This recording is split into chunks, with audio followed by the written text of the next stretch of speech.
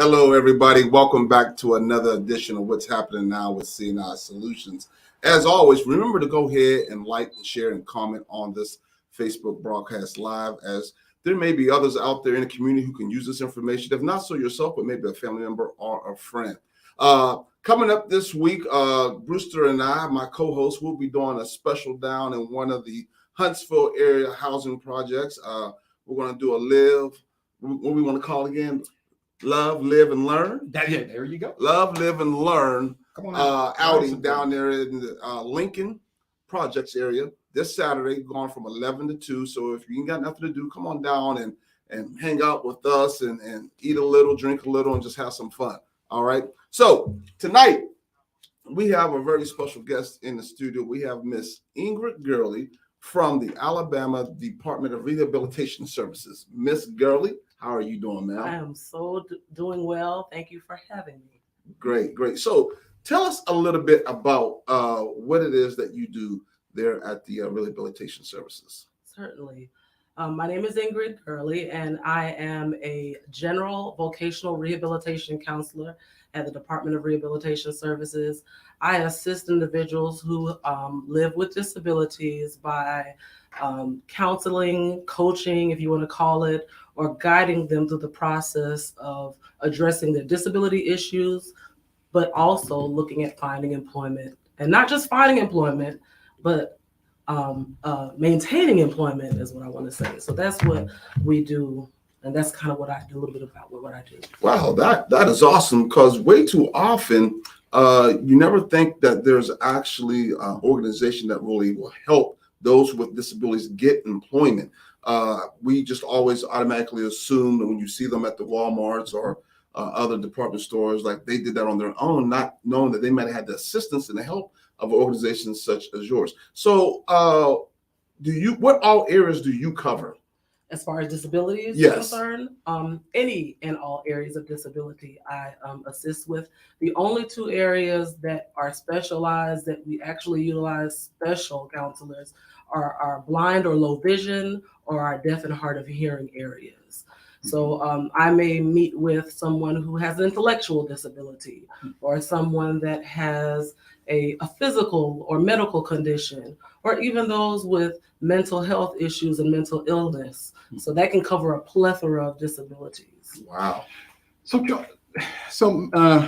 Ms. Gurley, the Vocational Rehabilitation Services, is that the name of the program? Yes. Okay. It's Alabama Department of Rehab Services, but our focus is vocational rehabilitation, correct? Right. So as I was kind of gathering through the information that you had here, what type of services do you offer?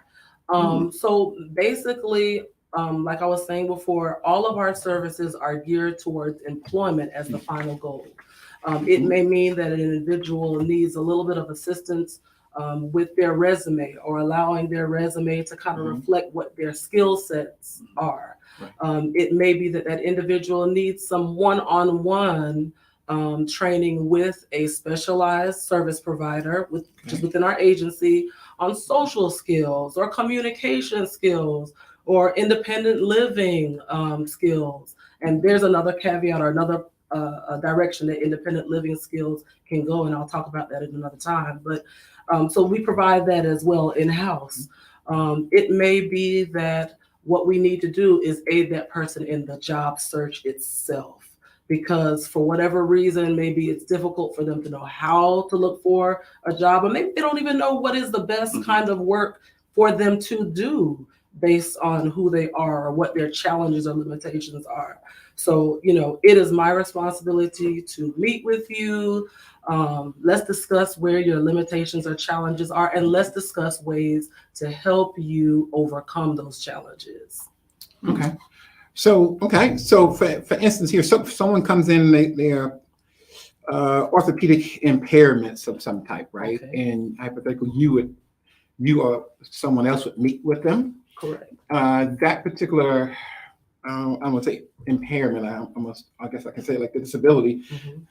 That has been predetermined by a physician of some type, right? Correct. And so they would come in with documentation saying, hey, this is where I am. Is that part of the qualifications? Absolutely. We actually start with what's called the intake. As many persons are familiar with that term. The intake is an information gathering period. And yes, your disability is substantiated by the qualified professional. So whether it be a medical doctor or a psychiatrist, psychologist, sociologist, whatever clinician or appropriate qualified professional for your particular issue of disability is who we would look to seek that information.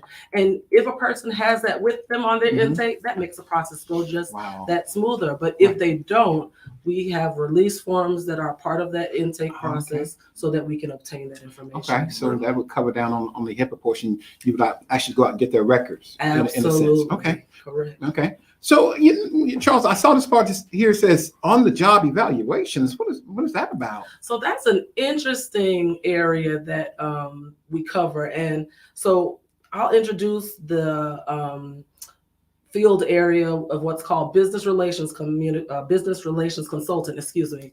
Our business relations consultant in the Huntsville office usually maintains a connection between the employer and ADRS. She trains them on how to address disabilities in the workplace, how to work with individuals that may not have disclosed, how to be sensitive, use appropriate language, things of that nature.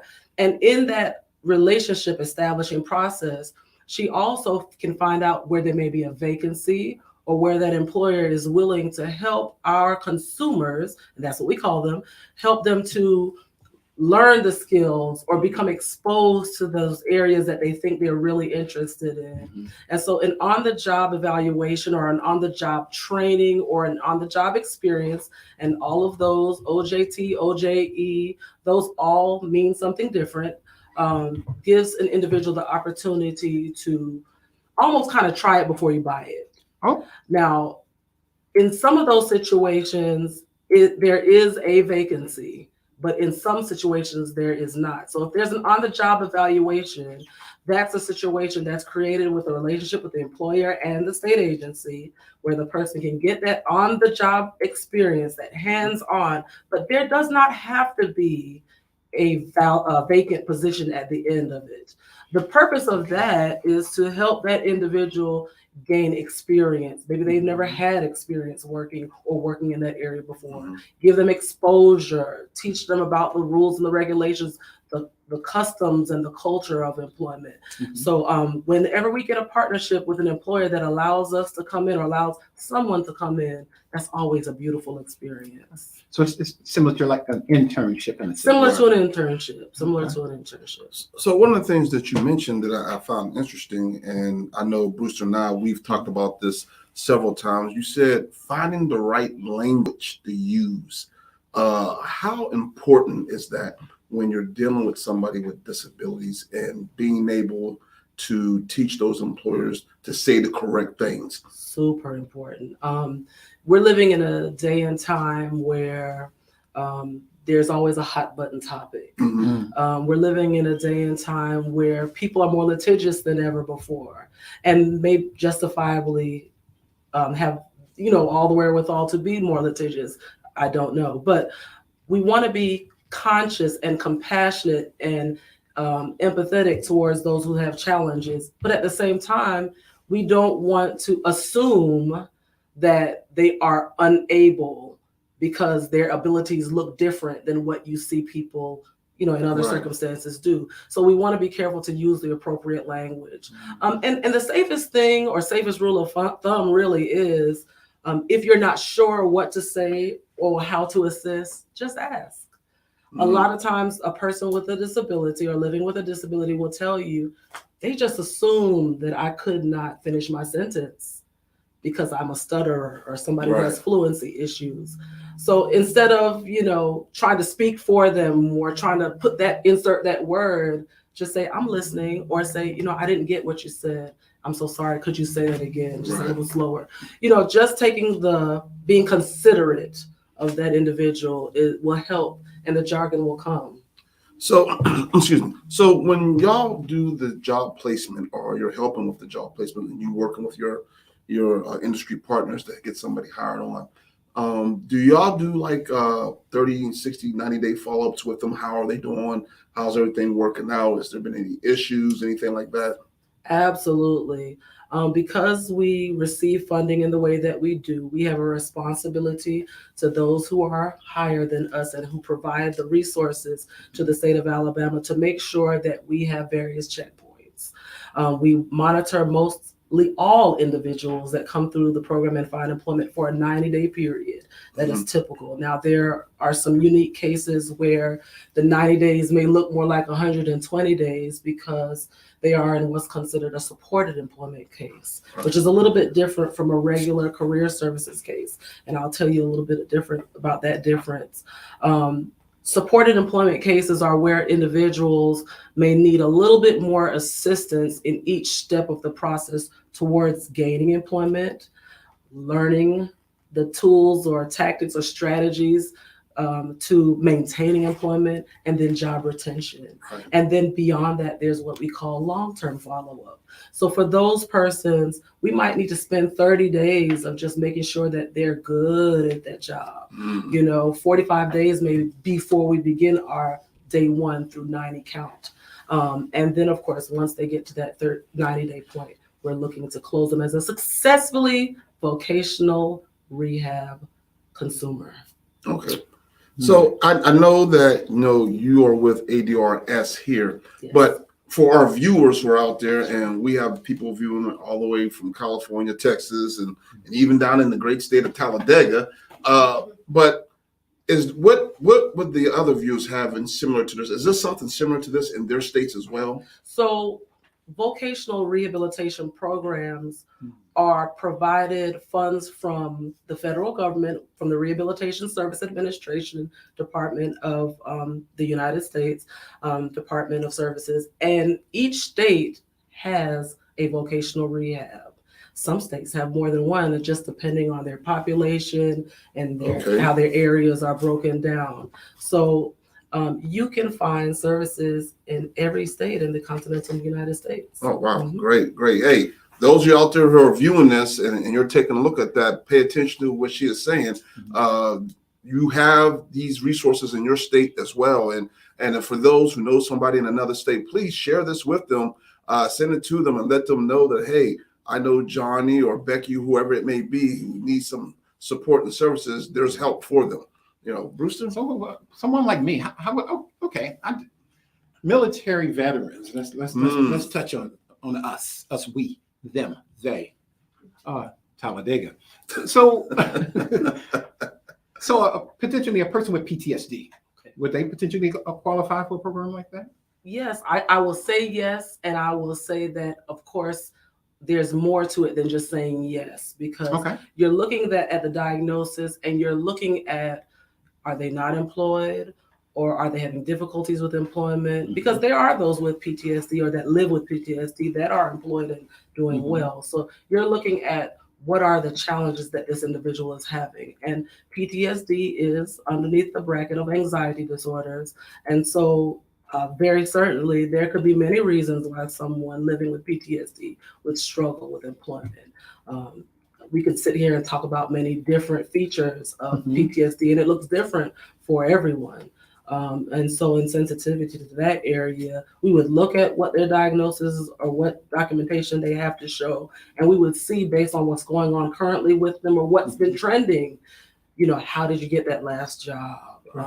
What happened in that last job that you lost? Or, where is that bump in the road? And how can we find a way to, smooth that over? Or how can we find a way to build a bridge? Oh, yeah. So I know my colleague here, he had mentioned the military and those who served in the military often come back home from, overseas in the war area with PTSD. But however, I'm sure in your line of work, you've seen a lot of people with PTSD that have not been in the military. That's true. And especially in light of the more recent days as COVID has entered our lives and brought new feelings and experiences to people, there is a new dynamic that is happening when it comes to services for individuals who live with challenges. And we want to be sensitive to that. There will be many people who may be undiagnosed because they don't know that they have a problem, or they know they have a problem and don't know what it is. And in those cases, ADRS is here to help. We have some services that we can provide that if a counselor observes in an intake, they can make some suggestions. And if the person is willing to go through those additional evaluations, then maybe we can take that further and be able to assist you where you're having struggles. So there's more than one way to do a thing. Like I said, some people are aware of what their challenges are and some people aren't. And ADRS has been a reputable agency in this community and in the nation to help individuals bridge that gap from what they don't know to what they should learn or what they should know going forward. So does ADRS potential, do you all have like representatives throughout each counties, or do you all take sectors of the state? Absolutely. Alabama? I should have brought you one of our consumer guides today, our consumer manuals, but it does show in our consumer guide in the back all of the various county areas where we do have offices, and there are several in the state of Alabama, and that is really awesome. So you don't have to drive all the way to Huntsville, Madison County, if you live in Birmingham or Homewood. There's an office there. If you live in Mobile, you don't have to go all the way to Daphne. There are offices in Mobile. So yes, we can. And if you call and are not sure, you can always call 256-650-1700. That is our main line at our Huntsville office, and we'll be glad to tell you what office will fit the area in which you live. So looking at some of your brochures, from your information I have here, you all do actually a little bit more than just the disability part, but I see in here that you have alcohol and substance abuse. Okay. So what do y'all do on that aspect? So when you deal with alcohol and substance abuse, first of all, let me say this. Alabama Department of Rehabilitation Service is not a treatment facility. We are a resource in the community to guide you towards the necessary pieces of the puzzle that you need in order to obtain your goal. So, in expressing that, that is one of those particular conditions where maybe a person is not all the way where they want to be yet, but they're on the continuum to success, let's call it that. And we want to be able to let them know, hey, yes, alcoholism or substance use is considered a disability. And we can aid you in the process of either reinstating your job or being a better employee. We have a program that's called RAVE, which stands for retaining a valued employee. And that particular type of case starts where an employer reaches out to us and says, hey, we've got somebody we want to help. They're a great employee, but we know that this is hampering or this is causing challenge in their experience. Can you help them? And that may be a person that we can help. So you have I was just listening. So you have some partnerships within different organizations that are specifically geared to assist someone that matches the program that you all have identified. Okay, you meet the requirements. Right.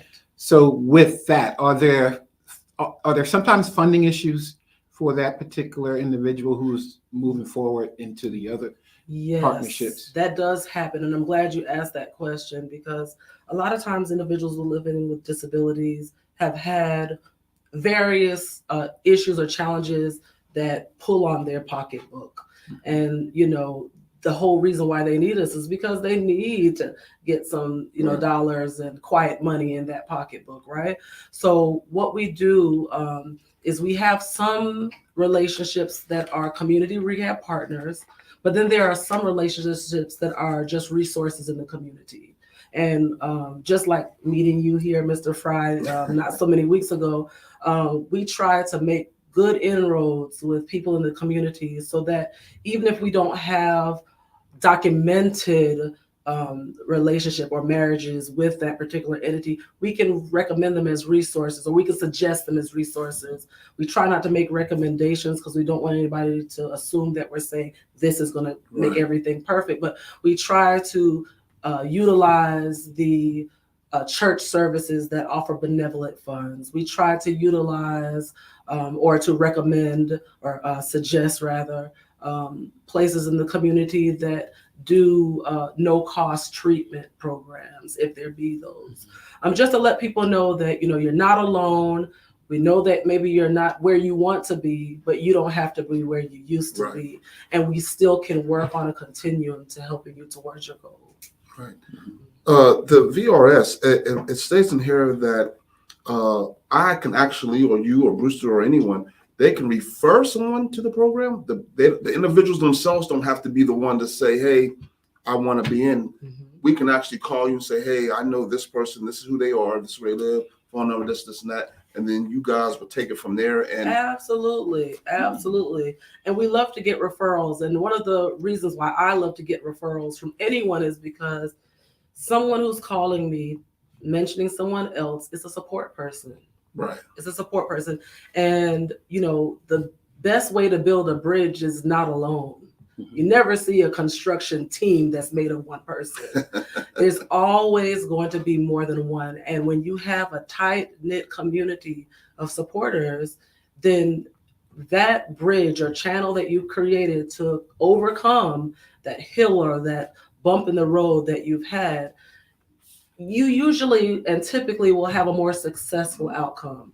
You will be able to sustain that transformation that you're looking for, because you know that you have people in your corner pushing you, saying, hey, don't give up. I know this has been the 7th job you've applied to, but keep going. I know you've had interviews and we've had to come back and critique your interview, but keep going. You can do this. You've got these skills. So referrals are always welcome because, you've got that support. Great. Yeah, great. I won't refer you. You're gonna refer me? No. So let me dig into this a little bit, right? This is what because weekly I say to myself, thanks, producer, that there's so many great support organizations within the community, and I know it's just not Huntsville, right, and its surrounding areas. How does a person just up and know that you are available to them? And now you might have to write this down if your memory is like mine, so I said, well, how do I find you? And then I said, well, why haven't I ever heard of you or your organization? I know sometimes that there's a need, and then I started thinking about the homeless shelter that's next door to us. Are you all in some type of partnership with them, or do they call on you? We have had relationships with different agencies. Of course, yes, they do know who we are. But what happens too is that sometimes other agencies have their own in-house system for doing things. I've had wonderful relationships with the Downtown Rescue Mission. They have been very resourceful for our consumers. Many individuals who move here are relocated. Right. After Hurricane Katrina, we saw that kind of happen. We've seen that happen, when we've had different economic climates.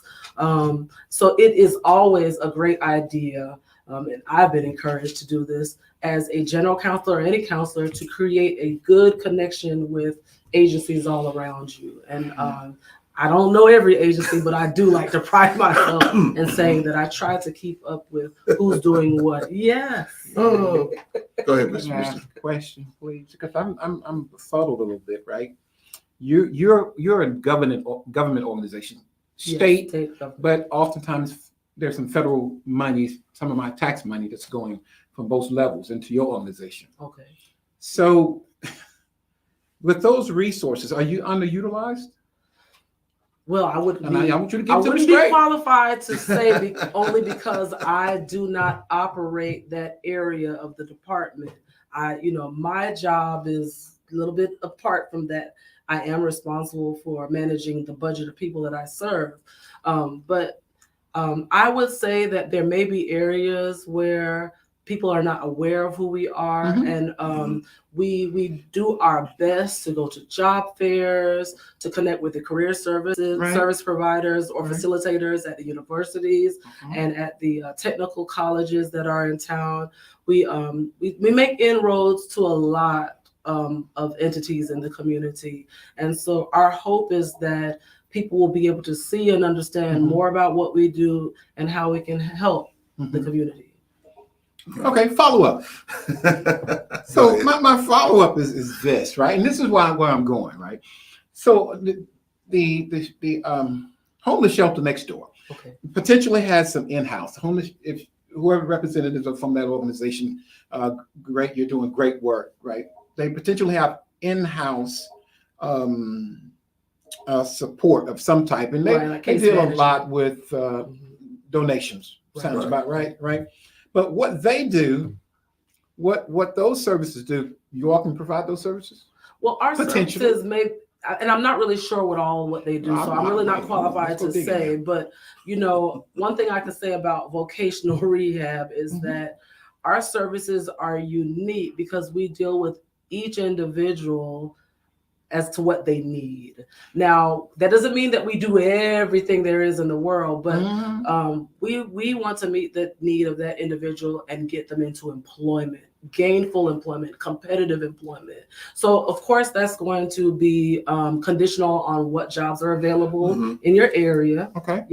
What education opportunities or training opportunities there are in your area. Right. So, what I can say to that question is, what we offer is relative to what is in our area and how we can mold that person to be a competitive, gainful, employed individual in the state of Alabama.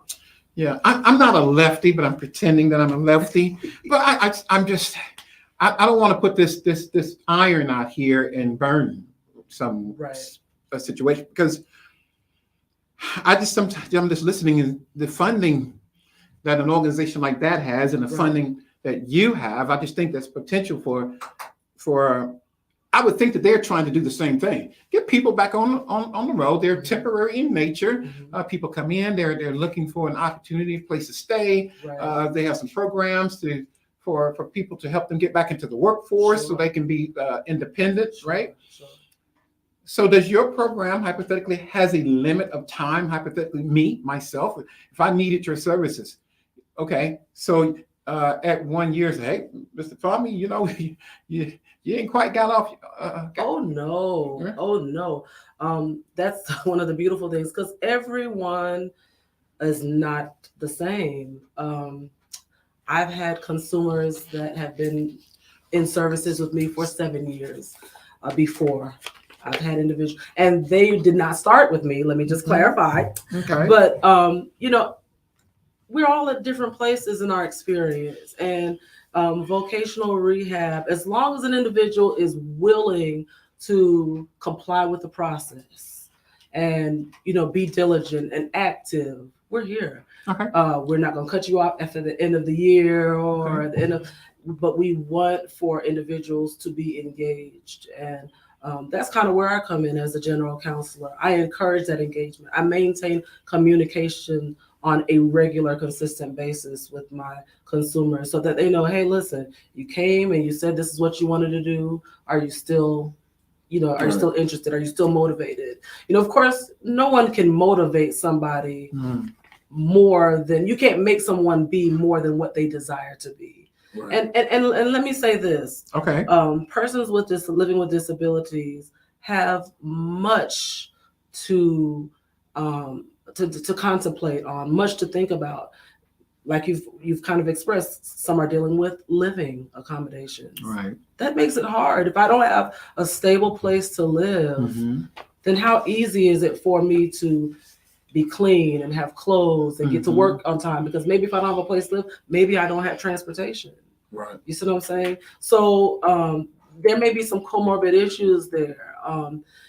Sometimes it's not the issue of funding necessarily, because we all get funding from different places. But sometimes the issue is that person job ready?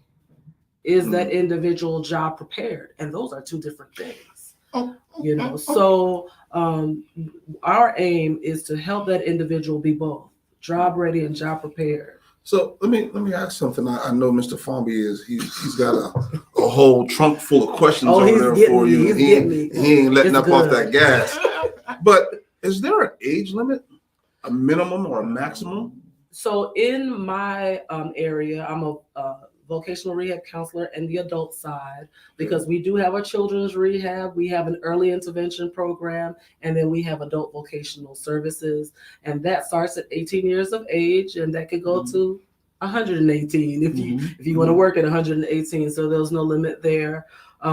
As long as that individual is able to present their identification, to be work ready, and they want to go into the community, or even if they just want to do maybe a hybrid kind of job that may be different, that's becoming something that's new, that we really try to build ourselves on, remote jobs. Right. You know, COVID has changed. So we try to be engaged. We're intentional about being engaged as to the various kinds of employment that exist, so that we can meet the needs. So what will y'all try to work with? Let's just say, I think, what is the age now that you can work when you're in high school? Is it 16?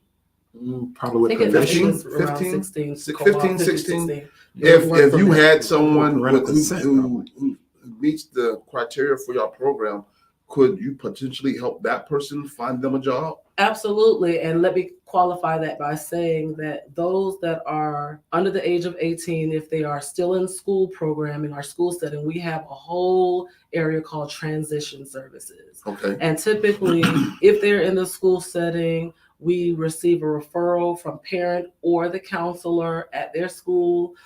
They may have an IEP. They may be on a 504 plan. And what we try to do is engage in services that are going to prepare them for the world when they're finished school. Some students do so well that they are ready to work before school is over, and they co-op. And those co-ops are great exposure and great experiences. So we have all types and people at all levels, and we avail ourselves. And once they finish as a transition student, they transition right into adult services if they continue to need it. And so that's the beauty. That's the beauty of vocational rehab. There's your answer, Mr. Brewster. No,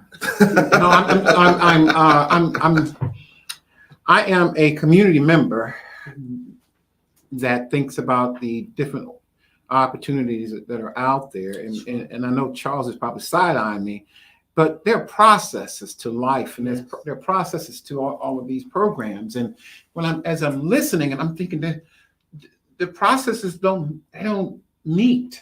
And when I say if someone has been in the program for potentially, hypothetically, let's give a number, 7 years, right? Sure. Why haven't they graduated to the next level? Right. That's rhetorical in this sense, right? Sure. Why haven't they graduated?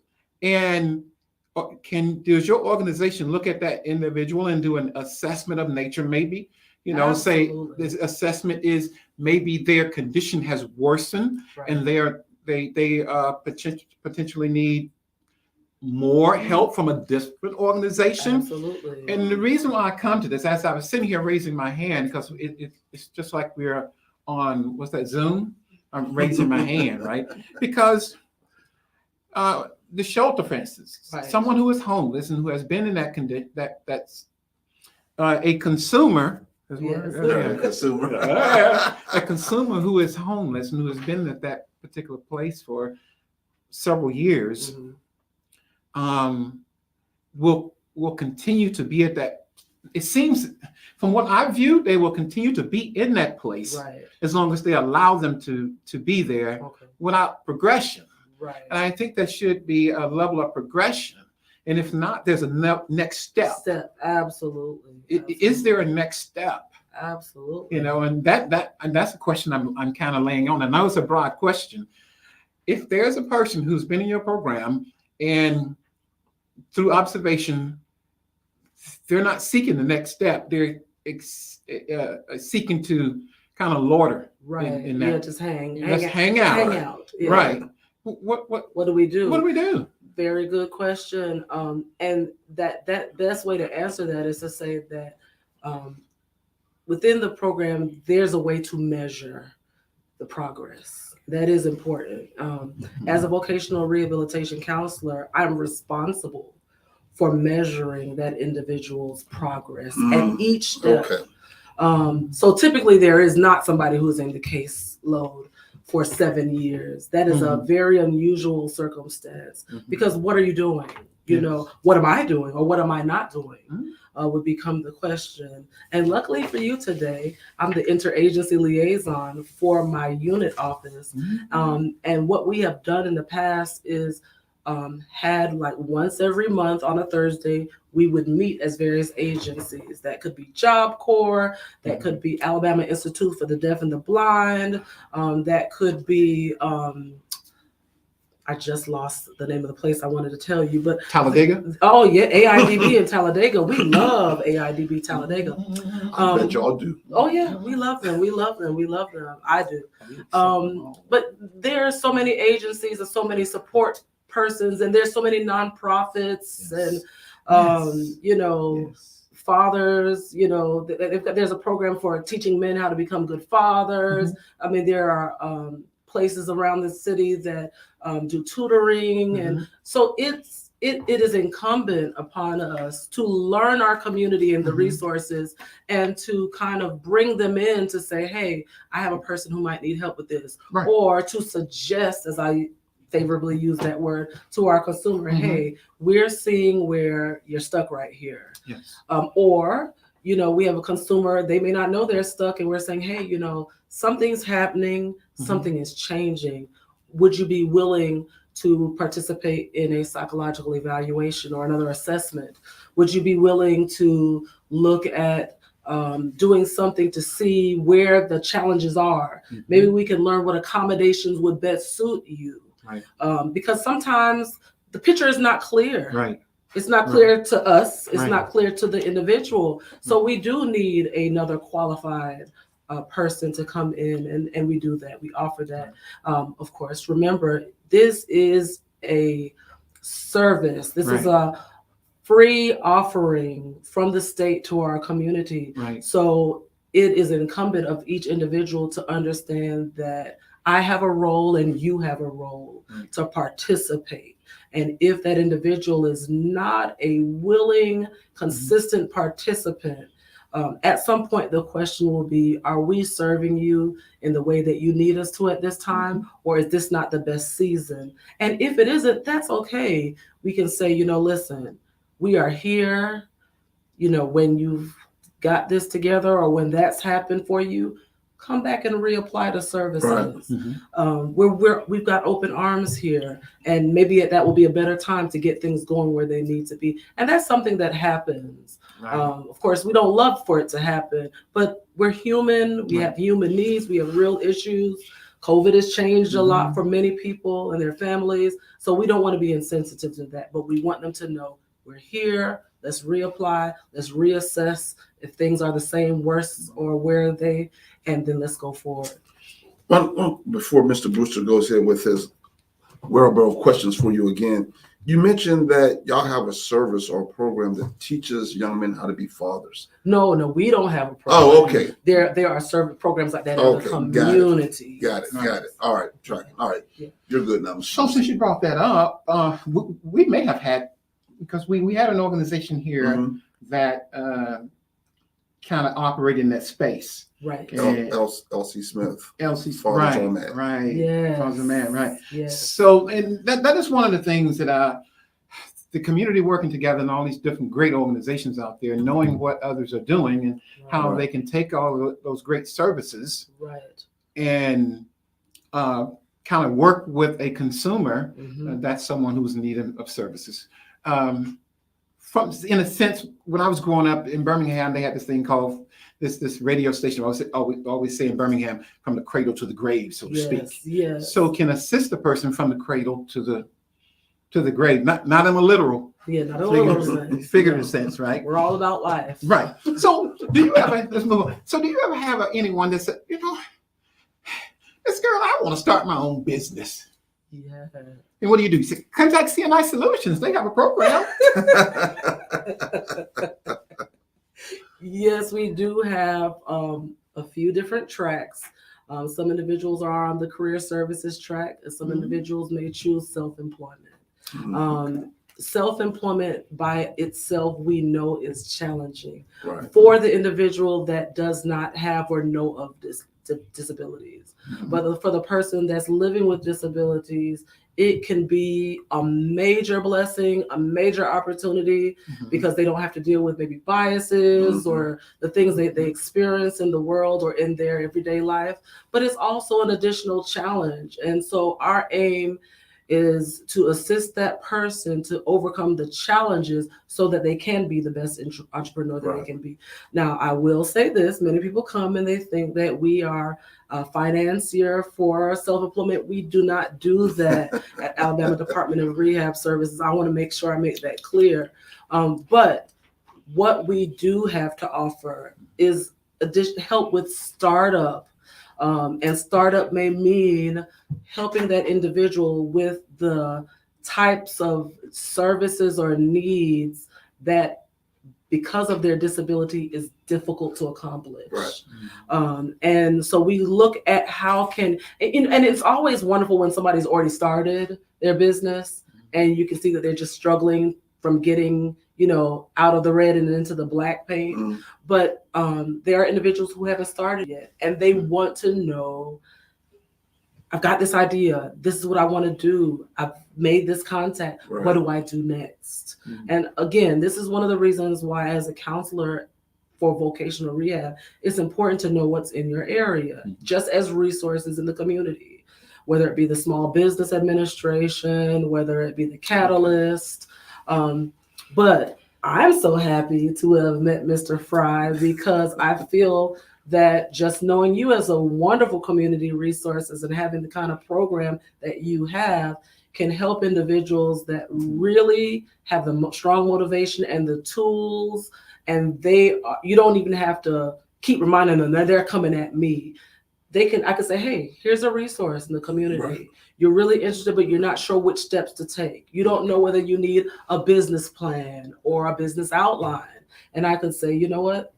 CNI Solutions can help you understand that for your type of business. They can tell you how to make your elevator speech or get a tagline or do the kind of things to market yourself or how to sustain it. So I really, really am thankful to have met you, because this could be a potential opportunity to share this resource with the consumers we serve.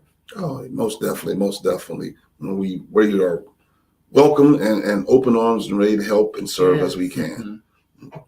Yeah, and I'm glad to have met you as well. And anything I can do to help would be all right. We have any questions on this? Folks, audience, team, those out there, by all means, please take in this information that Ms. Gurley has put before you all, especially for those who are not in the Huntsville, Alabama area.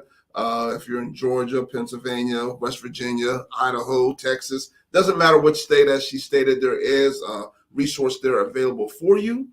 Please take advantage of that. And I don't want to misspeak here, but just as we can refer somebody here, can they do it as well in their state? Or can they refer people to their services there in their state? Absolutely. What I have done in the past and continue to do is, I don't know the different counselors in different states, and different states may operate a little bit differently or have their own processes. But I am always willing to look up that vocational rehab office in that area if somebody's moving and say, hey, this is going to be what's close to your area. Contact them. If that individual moves and they want their information to be transferred, all they need to do is send a release form to our agency, and we can help that other agency know kind of where we are, what we've done. And that also helps persons to remain on the continuum of care. Awesome. Okay. All right. No. All right. Hey, definitely appreciate that. Was there a question? Ms. Producer, did you have a question, or was there a question? By all means, if there are some comments, and if you got comments, please share them with others when they come up. Producer, I think the others would like to see what's being said as well. I think that's an awesome opportunity. Mr. Farmby, do you have anything else, sir? Well, no, I really am appreciative of Miss Gurley and the organization and what they're doing for the community. Did we give out the website? Oh, the website, yes. Oh, well, if you want for more information for career opportunities and how to get involved with ADRS, you can reach us at www.rehab.state.al.us/careers. That's if you're interested in employment.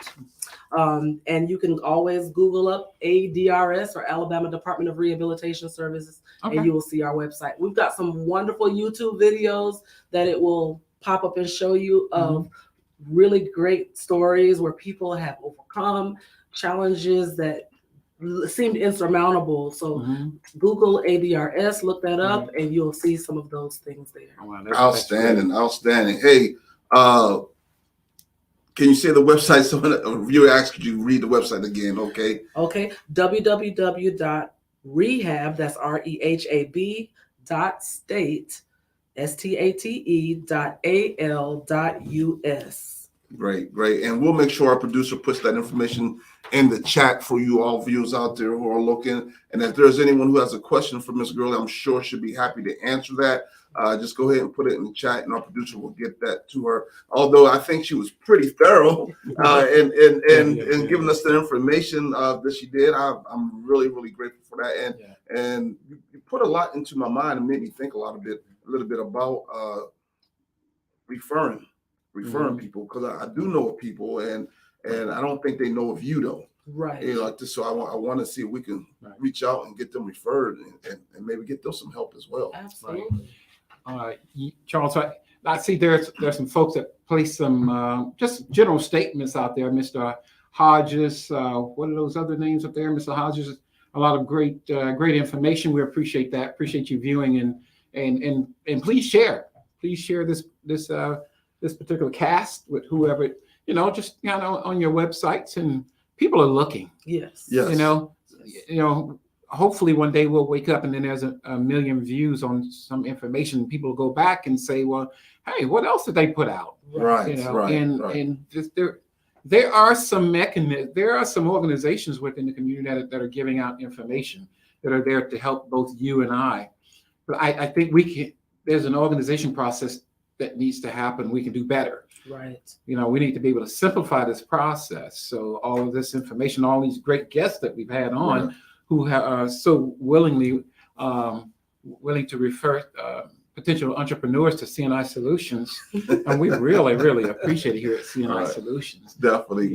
Hey, and viewers, as always, like we said before, if you have an idea or you know someone or somebody in your community, doesn't necessarily mean you have to be here in the Huntsville community, but that you feel as somebody that we should highlight and we should have them on, and you want to get them recognized, by all means, shoot us an email, give us a call. The producer should have the email in the chat for you all, and we won't mind doing that. It doesn't matter if they're in Alabama, Texas, Washington State, Louisiana, even Ohio, up north as far as New England. We'll go ahead and we'll view that person or persons, whoever they may be, that is a positive influence in that community, and that is helping you all in that community, because that's all we're about is community involvement and highlighting those who do support the communities. Ms. Gurley, do you have any closing remarks, ma'am? Well, I just like to say thank you for having me on your broadcast. We at Alabama Department of Rehabilitation Services has a mission, and that's to enable Alabama's children and adults with disabilities to achieve their maximum potential. Awesome. And we really believe that we are a compassionate group of people. Vocational rehabilitation counselors are some of the most compassionate and best types of workers or employees there are anywhere. And so I always believe that and say that. So thank you for having me to share this. If you know somebody that is living with a disability and they want to work, please do not hesitate to reach out to us. If you are in the Huntsville area, you may call 256-650-1700, and we can direct you to the counselor that would be in your area. Outstanding. Wow. Brewster? Well, thank you. One of the things I'm an observer, just like most people, and I observe your professionalism and your demeanor as you've gone through this very loved interview process, right? That we have here. And you're right. If the community needs more of that, an understanding when someone is communicating with you, having that wherewithal to understand and to be able to communicate in a manner that people are able to receive and relax and Right. and also to give the facts as they are, not to kind of gloss them over because they are potentially intimidating, things of that nature, because sometimes they're at their lowest moments. That's correct. Right. And feeling that and having that person that they're communicating with to put them in a position where they can be vulnerable, to be able to, because you need to know the facts. Yes. You need to know the truth about, and to be able to help them. So thank you very much. Thank you. Yes, thank you for showing up. Thank you for being here. We definitely appreciate you. Team, throw all you out there. Thank you all for viewing and watching. And as always, just remember, your yesterday is not your today, and your today is not your tomorrow. Good.